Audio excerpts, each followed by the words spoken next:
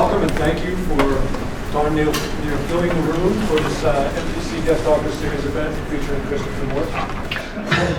Anyway, I still don't know anything, and that's why you guys didn't learn anything. But do you have any questions? And you ask me the question, I'll just repeat your question so that we kill more time. Yeah, sure. Why did I leave Cambria?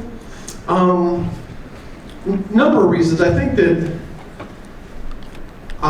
when we went to Hawaii and lived for 5 weeks to do research on that book, and then went back the next season to the next year, I realized I could live in Hawaii, and as a kid from Ohio, I always had wanted to live on a tropical island. So I thought, well, that would be a time to do it. And the other thing was that there were these, Cambria has a lot of retired oil people there. I know. And they were real pro-Iraq war. So you'd be driving to the post office and there'd be like a pickup truck full of guys, and they'd have a sign that says, support my president or leave. And I'm like, I'm leaving. And I really was. I couldn't deal with and I mean, this is on the coast of California.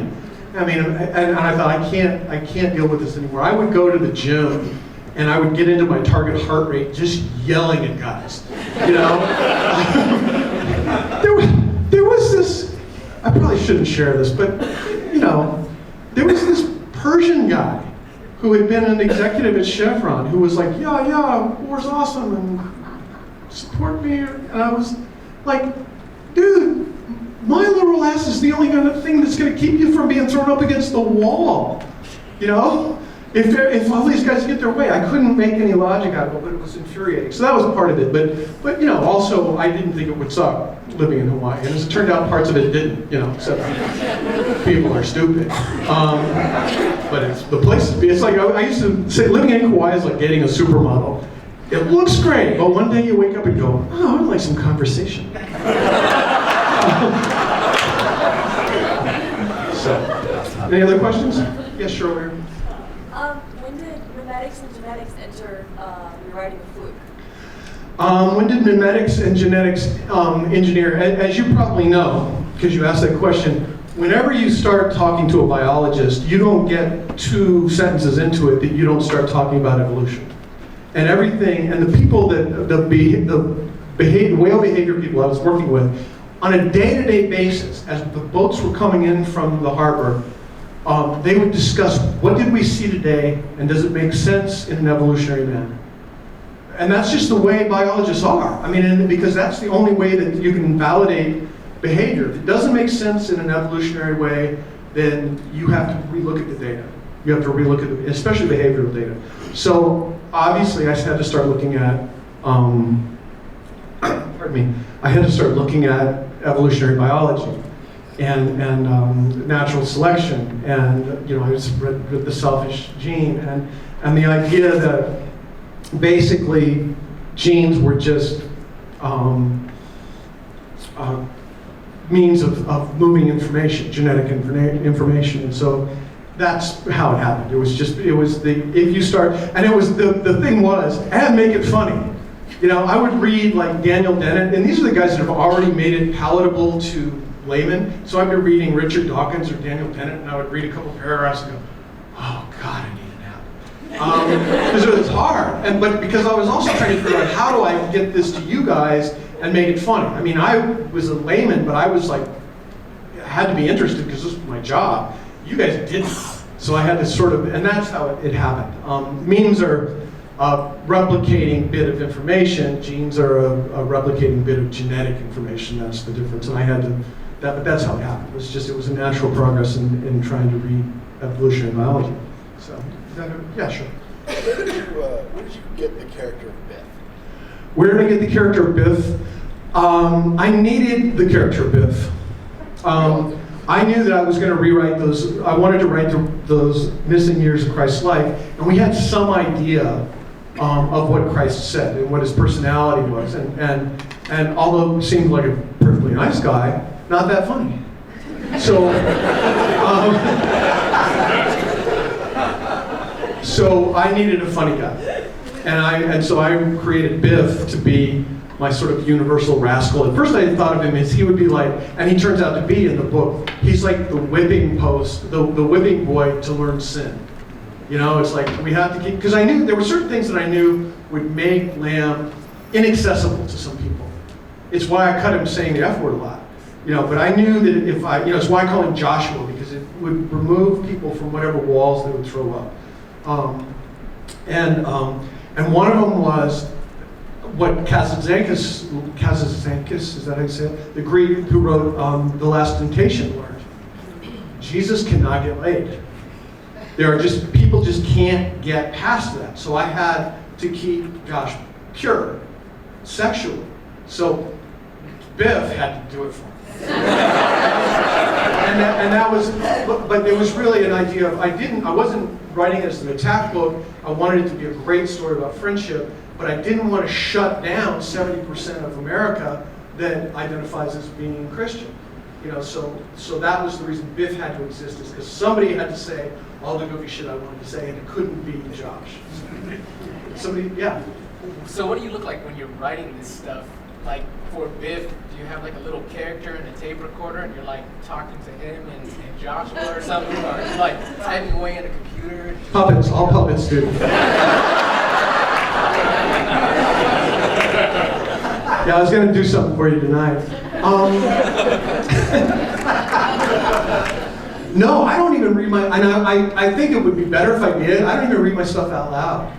I mean, there's very little motion that goes. In fact, we had a vulture perch outside of our house in Cambria one time, and Charlie said, "You really need to move occasionally."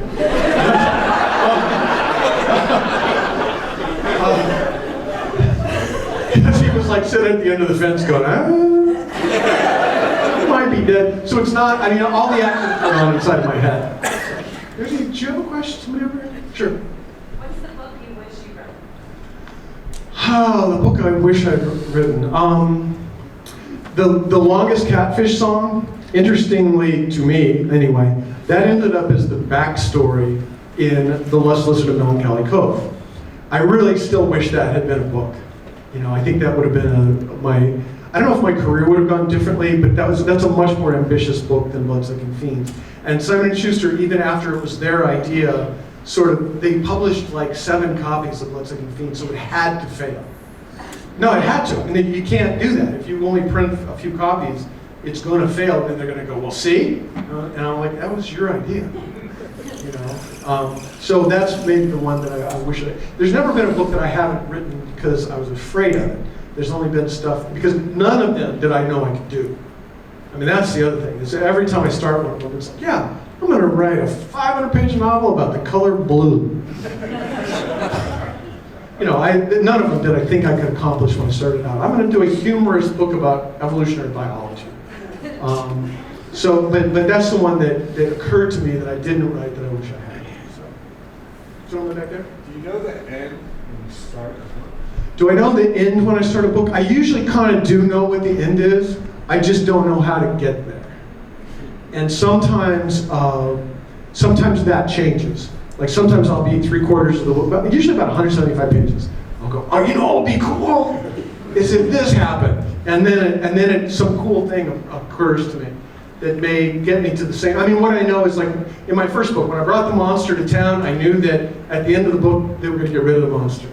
Okay, so that was the arc of it. How that was going to happen, not so sure.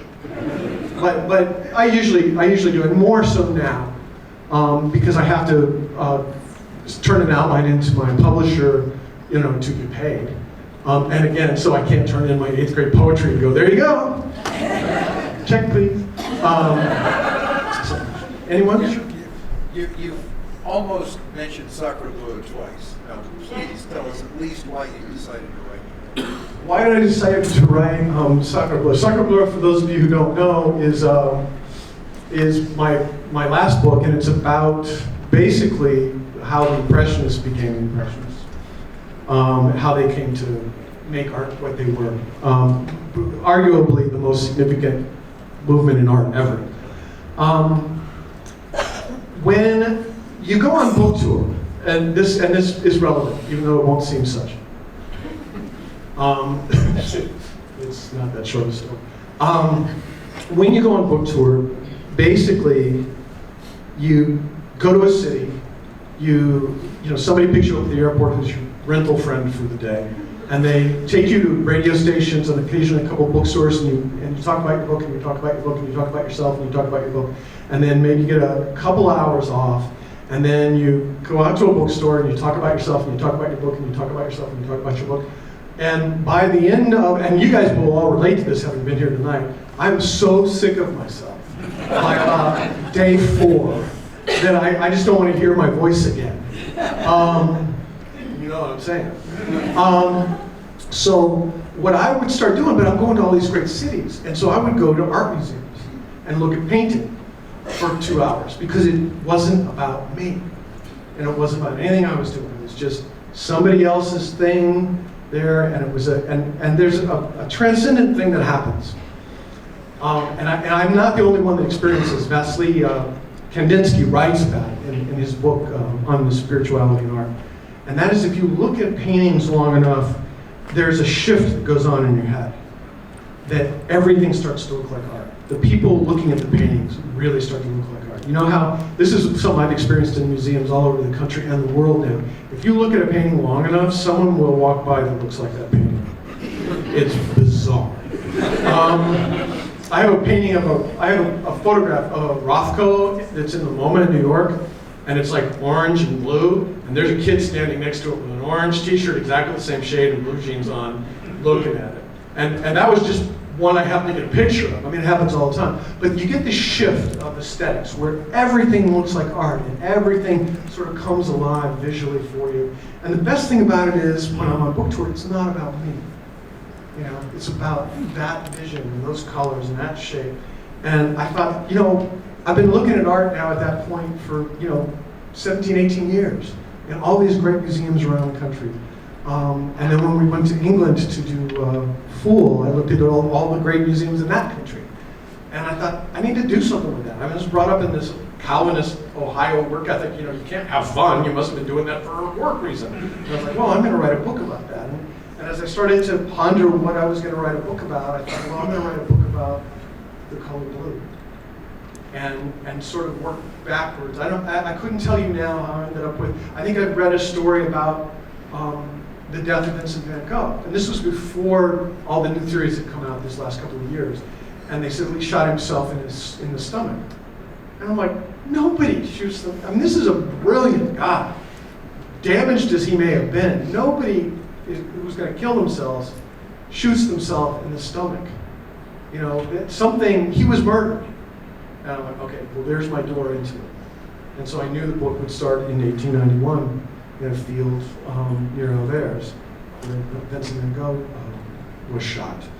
And I worked sort of backwards from there, and the characters filled in. And, if you have more specific questions about it, I mean, otherwise, like I said, I'll be here another hour and a half. But basically, that was my way of trying to write a humorous book about art and how art happened, and hopefully convey what I was feeling when I was looking at these pictures to you guys. And share that with a sense of levity, and not this sort of, the same way that literature is often sort of brandished like a stick.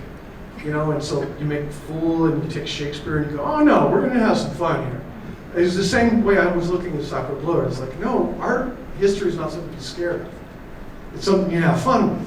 And so that was sort of, that's what I do. I'm a fun guy. Sure. I just finished The Serpent of Venice, which is my full pocket. Goes to Venice and he interacts with characters from Othello and The Merchant of Venice, and heinous fuckery most foul. And then the next thing I'm going to write is the sequel to A Dirty Job, which I'm just working on the outline of it right now. And I'm still hoping to very soon adapt Fool for a play. I've got all kinds of people that want to work with me on that, and that's something I would like to do. So.